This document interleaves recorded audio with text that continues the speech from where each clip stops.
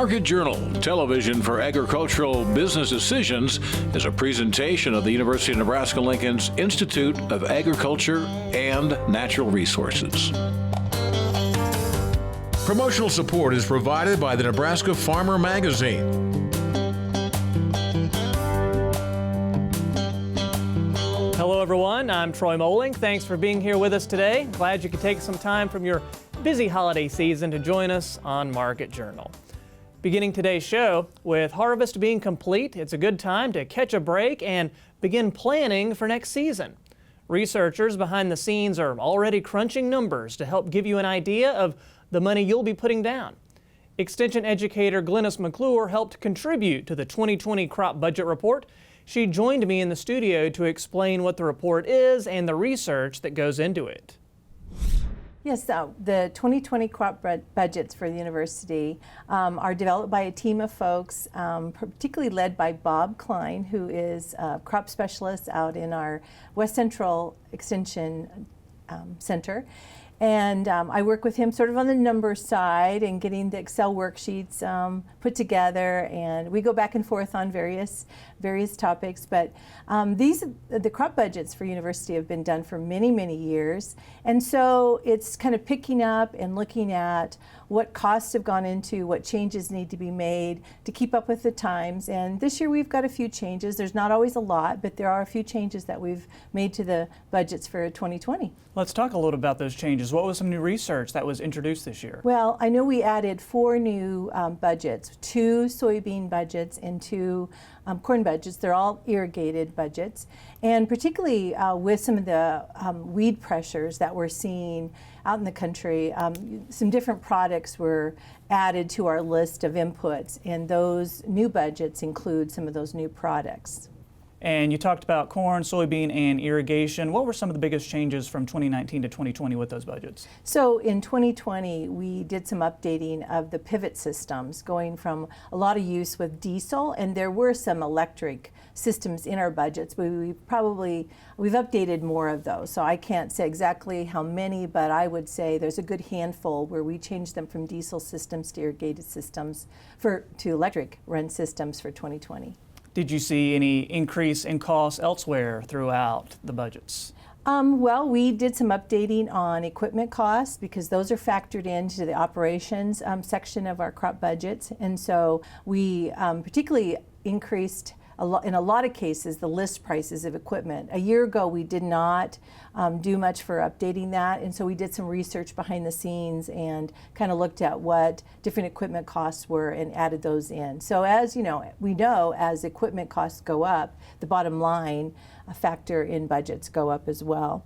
And then there were input costs. We always update those, and there were actually I think I counted about 6 or 7 herbicides that were added into the budget. So again, new products being introduced, and sometimes we'll see costs on those go up, and in some cases the cost will actually go down. Just depends on what's happening in the marketplace there.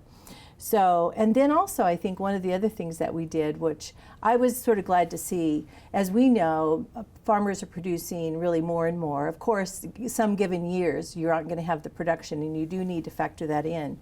But we did increase and make some changes to yields in many cases for the 2020 budgets. And you mentioned how herbicides are having some decrease in costs. Are you seeing decreases elsewhere in these budgets? I really didn't, for the most part. I'd say probably 70% or more of most of the input costs really do go up slightly. Okay, there's a few cases where some costs might go down. And when you and the researchers were going through this, was there any part of the budget that you were particularly happy to see that you found as some particularly positive news?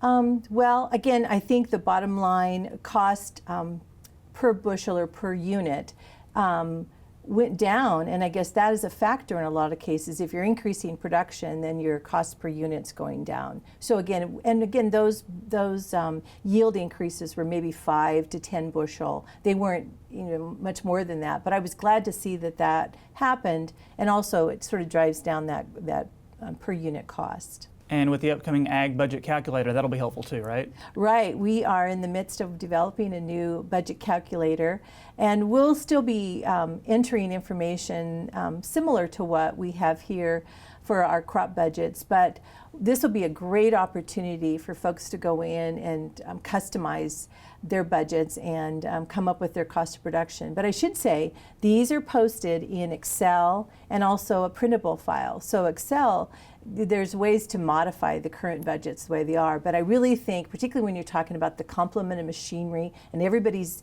machinery is different, and what their practices are. So as we get into with our new ag budget calculator, it's really going to be exciting to really help folks look at what their cost of operations are. We've posted a link to this year's report on the Market Journal website. Along with this year's report, you'll also have the option to check out budgets from past years. Moving on from crop budgets to crop markets now, and Jeff Peterson of Heartland Farm Partners is our guest this week. And from trade news with China to a new Argentinian export tax to preparing for next year, there's a lot to talk about. And we began by getting Jeff's wrap-up of the 2019 season. You know, this is always a great time of the year to go ahead and think back. And if you really look back, it's hard to believe we started off the year about $3.98 on December corn. But what was really kind of hard to believe, Troy, is we went down. We got all the way down to the middle of really, by the middle of May, down to about $3.63 a bushel. And then all of a sudden, it's the year of prevent plant, right? The market took off and went up all the way up to $4.73 by the middle of June. And if we sit back and think about that, I think that's a very valuable thing for us to study. What did it take for us to see that market move that much? It took us to go from about 1.5 million acres of prevent plant the year before to almost 19 million acres of prevent plant. And the market's anticipation of that. And then, of course, as the year came along, that meant that we had a really late harvest and a lot of uncertainty about yield, and there's still uncertainty about yield. But now we're finally getting a bounce, because all during that time, what were we fighting with? We were fighting with the concern and the talk of the Chinese trade talks. And so now we're finally at a point some pieces are coming together and we're starting to get a little bit of a bounce. So here we are. Yeah, and we'll get into the Chinese trade talks in just a second. So you're a professor here on campus. What letter grade would you give for harvest this year for corn and soybeans? Oh boy, I think you'd have to go ahead and I'd say it depends on where you're at, just like the students are. But overall, I'd have to give it a D- and on the way to an F. All right, that's no good. Maybe next year will be better, right? Okay, so we mentioned China. So trade with China, it's in the news. So tell us why things are going to be different this time around. What are the updates? By this point, should we even care? Because it's like we talk about it all the time. What's different this time around? Yeah, I think the difference is before we've got up to maybe just a step or two before this point, we actually got to a point where we had an agreement basically on the text of the deal. And we actually had announcements by both governments, the Chinese government and also the U.S. government. And now they're in the process of doing their legal review and doing their language scrubbing, which becomes that common part. So I think the market is looking at it differently. It says we're on the way to getting a trade agreement.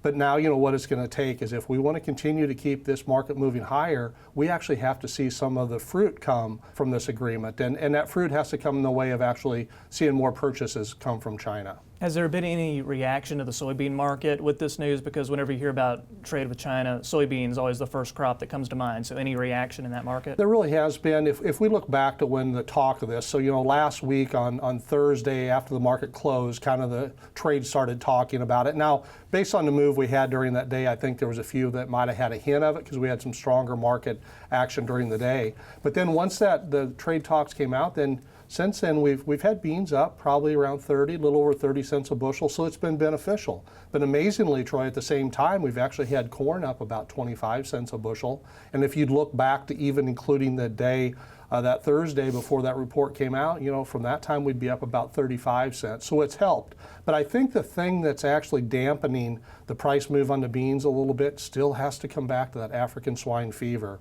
and overall the reduction in demand that's coming out of China because of that.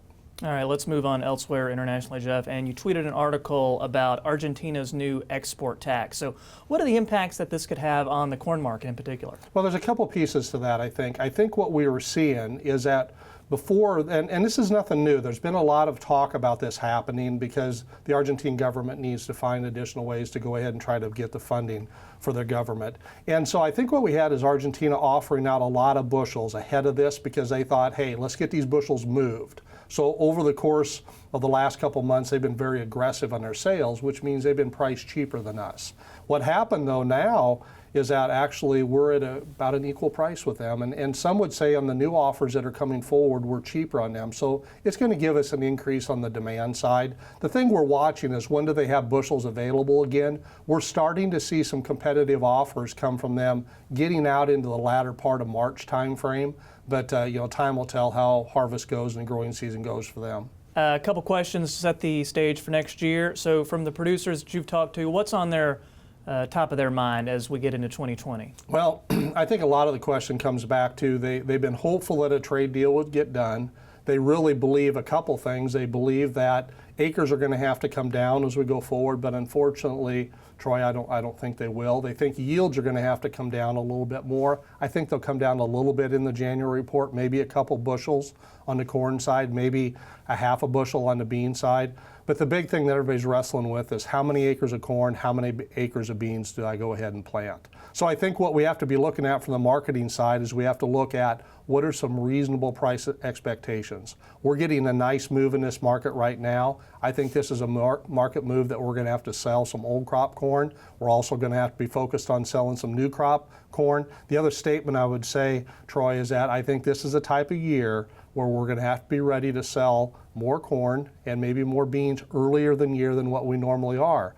Because the big thing in everybody's mind is how many acres of corn could we plant? And I just want to give you one parting kind of thought on as we look at the balance sheets. Right now, as we look at our amount of ending stocks, about 1.9 billion bushels here is what we'll have left over when we get out to August 31st of 2020.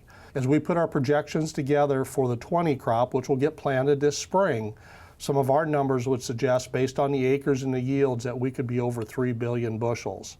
And if that's the case, then you got to start thinking as we get out to harvest, you'd have to start thinking about corn sub $3. Now, it won't go there right away, and there'll be opportunities to sell, but we kind of got to place that in the back of our mind. And any other preparations that we can be doing right now to prep for 2020, or any deadlines that we need to be thinking about, or anything we need to tie up with insurance right now before the end of the year? Now, those are good points. Depending on your stage, there's still some individuals are going to be struggling from the insurance side up as we move further to our friends up north as they try to wrap up harvest. But the biggest things is make sure they've got their year end intact. If they need to go ahead and generate some cash, but they don't necessarily want to set the price, they could move some grain on some basis contracts. And if they also need to either come up with some additional income this year or some additional cash flow, but they don't want the income, don't forget about that FSA loan program that they can use to go ahead and come up with additional money without selling. And finally, any idea on what commodity you think may have the greatest upside potential as we get into 2020? Well, I know this really seems hard to believe, but honestly, as we look forward, I still think actually over which one's probably got the most potential. I think you got to look over to the soybean side, and then as you move beyond actually the corn and bean side, I think I'd be optimistic on what the pork prices can do if we can go ahead and get these tariffs worked out with China, because China's got a tremendous demand that they're going to end up having from anything that deals with the protein side. Thanks again to Jeff for being with us this week. Time now for this week's trivia question, and with Christmas being so close, we got to have a question about Christmas trees. So here we go. The average growing time for a retail Christmas tree is how many years? Is it 5 years, 7 years, 9 years, or is it 11 years? Make your guess, and I'll have the answer after Al's forecast. And it's time now for weather with Nebraska Extension Ag Climatologist and Market Journal Chief Meteorologist Al Dutcher. Good to see you, Al. How are we looking as we put a bow on 2019? Well, Troy, I think I might be the Grinch that stole Christmas, so to speak, especially for those that are looking for a white Christmas. We talked about a system last week that possibly might be coming out around Christmas. It does appear that we'll be fairly close to that timing on the scale, but unfortunately at this point in time, it looks like there's going to be too much warmth at the surface for us to generate any sufficient snow cover if we do indeed see snow even develop. Now, the only good thing I can say about this is the models are trending a little bit cooler, so possibly we'll see some snow, but it looks like even if it does occur, more of western Nebraska and more the second half of the day than it would be the first half of the day would the event occur. So we'll have to wait and see if the models change. But for those that don't like the snow, I'm going to be Santa Claus at this point in time and say that we're most likely going to see a brown Christmas this year for a vast majority of the state. And the reason why is we're going to be dealing with a big upper air ridge that's going to settle over the center part of the country as a strong upper air trough moves into the western United States. We're going to have a very nice week, and there's no ifs, ands, or buts about it, with high pressure firmly in control. Easily we'll see 50s to the north, and we're probably going to be pushing the 60s to the south. The lack of precipitation down basically in the Gulf and on the western United States, dry all the way through the central United States. By the time we get into Sunday, this trough starts to dig into the central Rocky Mountains with low pressure situated in the northern Rocky Mountains. So most of the moisture with this system will still be contained to the areas to our west. We will be firmly under high pressure, and most of the moisture will be to our east. And then the Monday, the trough starts to make some progression to our region, and we'll see low pressure starting to develop in portions of southwestern Kansas that should try to bring some low-level moisture toward the north. But the main trough itself is far enough to the west that we're not going to see much activity. Now by Tuesday, the trough weakens somewhat, but slides a piece of energy out toward Nebraska. Low pressure starts to get organized once again in southwestern Kansas. That should allow some moisture feed toward the north, and we should start to see some snow breaking out, particularly in the second half of Tuesday over the central Rockies. As we get into Christmas Day, that piece of energy slides over toward the Great Lakes with low pressure firmly in control over the Nebraska Panhandle. This may actually generate some precipitation, particularly the second half of the day to the northwest, and maybe just slightly some of the southeastern part of the state at this portion of time. And then on Thursday, that first system moves to the east. We get another system developing to our south. Low pressure in northeastern New Mexico tries to develop, and this system starts to generate moisture in the desert southwest, and it appears that it's going to start to spread that toward our region sometime Friday or Saturday. So on Friday, this low really gets cranked up, starts to eject energy out. Basically, several pulses of energy will move out into our region. The first low pressure system that will impact our region occurs in southeast central portions of Kansas, brings a large lift of moisture into our region, and it looks like the I-80 corridor will be the dividing line between rain and accumulating snowfall. As we go out further into the future, as that high pressure system slides toward the east, we see this large cold pocket that will continue to be in place as another low pressure system moves into the region, and that will shoot energy out into our area as we approach the first of the year. So the 8 to 14 day forecast, it takes us essentially through post-Christmas Day period into the end of the year, shows a large anomalous area of above normal moisture. So it looks like nice conditions, Troy, up till Christmas, and then we start to get a little bit dicey in terms of storm probability going to the end of the year. Thanks, Al. Back to trivia now, and this week we asked, what's the average growing time for a retail Christmas tree? The answer is B, 7 years. So get those 2026 trees planted right away. Next up, it's been an interesting year, to say the least, for ethanol producers in Nebraska and around the country. From hefty promises from the White House to sore disappointment from the EPA, the ethanol industry has seen its fair share of ups and downs throughout 2019. Market Journal's Bill Dodd caught up with Nebraska Ethanol Board Administrator Roger Berry to get the latest on what's happening in the ethanol industry and what they're seeing down the road in the future. Bill? Thanks, Troy. No doubt about it, 2019 has been a less than stellar year for ethanol producers as far as federal policy goes. Now, coming off the news that President Trump would push through year-round sales of E15 to the EPA's announcement of record-breaking small refinery exemptions, ethanol producers have had a roller coaster ride of a year. Now, in a nutshell, the U.S. government creates demand for ethanol via federal mandate, and this mandate has the potential to pit states, powerful public interests, and various political entities against one another. As a result, ethanol proponents and opponents seem to be fighting a never-ending battle around these mandates. In 2018, the U.S. ethanol industry was a global force to be reckoned with, as the industry led the world in supply and demand with 16.1 billion gallons of output. In fact, the U.S. ethanol industry produced double the volume of production of our closest competitor in Brazil. However, 2019 gave ethanol producers less to be optimistic about, as the EPA seemingly continued a multi-year trend that bolstered the oil industry at the cost of marginalizing ethanol production. When the EPA came out with their supplemental rule, it came out that there would be a 3-year rolling average of the Department of Energy recommended gallons to be exempted from the renewable fuel standard. So why is that a big deal? For the past, I don't know how many years, EPA has not paid any attention to those recommended gallons coming out from the Department of Energy. As a matter of fact, for the 3 years of 2016, 17, and 18, the recommended gallons to be exempted was about 770 million gallons. The actual gallons that were exempted was about 1.34 billion gallons. So that is why in the ag community and the ethanol community, we were upset about the supplemental rule that came out, because a deal had been made with the president that it would be the actual gallons that would be put back in to be reauthorized into the renewable fuel standard. On December 6th, the EPA delivered its final proposal for 2020 blending requirements to President Trump after working to address the corn industry's concerns over the requirements and small refinery exemptions. On paper, the plan still looks very similar to that unveiled in October, and one argument from oil proponents is that expanded use of small refinery exemptions haven't had a negative impact on ethanol production.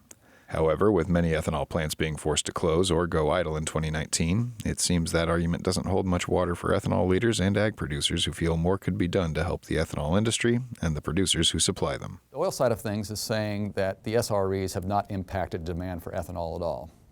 I will counter back with that as saying, why is it then that since these expanded small refinery exemptions have started happening, why do we have 20 or more plants across the United States that have now ceased to operate or idled back way back to where they're not producing near their capacity on there?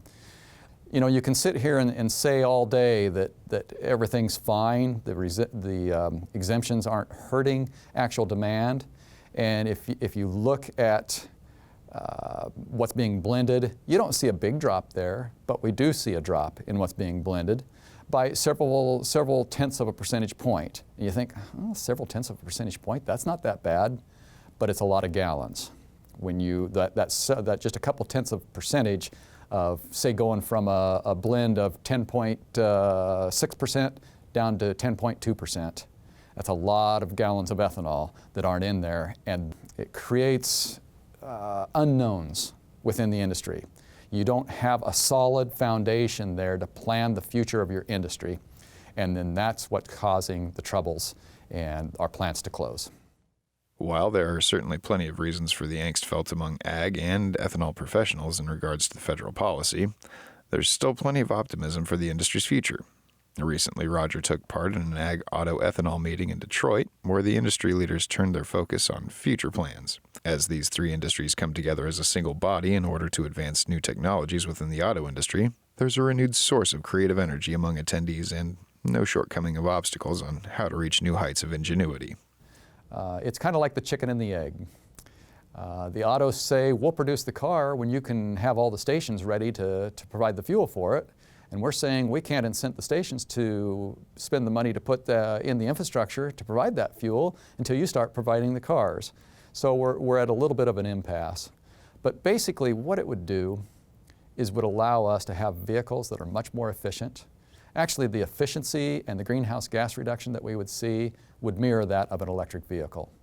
Ultimately, will we down the road probably be driving all electric vehicles? Yeah, we probably will. But some people are saying that's 10 years from now. That's a pipe dream. There's too many vehicles on the road today for liquid fuels to disappear within 10 years. It's more like 30, 40, even 50 years down the road before we see that. Why not do something now that we can do in every vehicle that's produced, and it would be burning a fuel that would be running on about 30% ethanol, an engine that is designed for it. You would actually be doing better in your gas mileage. We would be decreasing the carbon in our air tremendously, as what we would be with the electric vehicles. Why not move to that now and do something today on global warming? We've got the technology, we've got the power to do it today. All we need is for people to say, we want that technology, do it now. Tell the government, do it now. And it can be done. It can be done. So we just need people to start demanding that we need to move towards these newer automobile technologies now, as we bridge that gap between that day that will come when we're all driving electric vehicles. Now, while a big issue for ethanol producers this year has been the small refinery exemptions, Roger says that he and many in the ethanol industry aren't 100% opposed to the use of SREs if the refinery in question truly is a small refinery that will see economic damage. If that's the case, Roger says they should absolutely be granted the exemption. Now, what he and other leaders are more concerned with is the fact that many of these small refineries in question are umbrellaed under a larger conglomerate and still receiving preferential treatment from those at the federal level. And since talking with Roger, the White House stated earlier this week that they do intend to stick with the EPA recommended renewable volume obligations for blending, despite strong opposition from those in the ethanol and ag industries. So Troy, this truly has been an up and down year to say the least for ethanol, and we'll be looking forward to seeing what's coming down the road for the industry in 2020 and beyond. But for now, I'll send it back to you. Thanks, Bill. Yes, definitely something we'll continue to track. Finally today, what's the difference between a good farmer and a great manager? It often boils down to clear and accurate records, and that might be the difference in knowing your true farm finances and making poor management decisions. Registration is underway for the Good Farmer to Great Manager class. It aims to teach financial management decisions that improve a farmer's bottom line and covers tax prep, loan renewals, financial planning, and more. And so the purpose for these classes really is to not necessarily teach a record-keeping class or course, but it's about records. So I'm not teaching anybody how to use QuickBooks or Quicken or any of those sorts of products, but really what kind of information do we need to have in order to make good decisions. So, we're going to talk about everything from balancing your checkbook up to splitting those seed and fertilizer bills between corn and soybeans so that we can get to cost of production numbers. And then we'll get into what goes into the income statement, the balance sheet, and the ratios that come out of those and how can we use those to manage the business. The class will be held in York on January 23rd from 1 to 5 p.m. Then on January 24th from 8 a.m. to noon at the York County Fairgrounds 4-H building. The cost is $50 a person and limited to 25 people per class. For more information and registration, you can visit wia.unl.edu/GFGM. Well, that's going to do it for this week's show. If you missed a story, be sure to download the Market Journal mobile app or follow us on social media to join in on the conversation. Next week, we'll be recapping the top stories in agriculture from 2019. Including an interview with Nebraska climatologist Martha Shulsky and our own Al Dutcher about the year's top weather events. Hope to see you right back here next time. I'm Troy Moling. Thanks for watching. Have a Merry Christmas and a Happy Holiday. Join Market Journal online at marketjournal.unl.edu. You can also follow us on Twitter, Instagram, and Facebook. Promotional support is provided by the Nebraska Farmer Magazine. Market Journal is produced by the University of Nebraska-Lincoln's Institute of Agriculture and Natural Resources.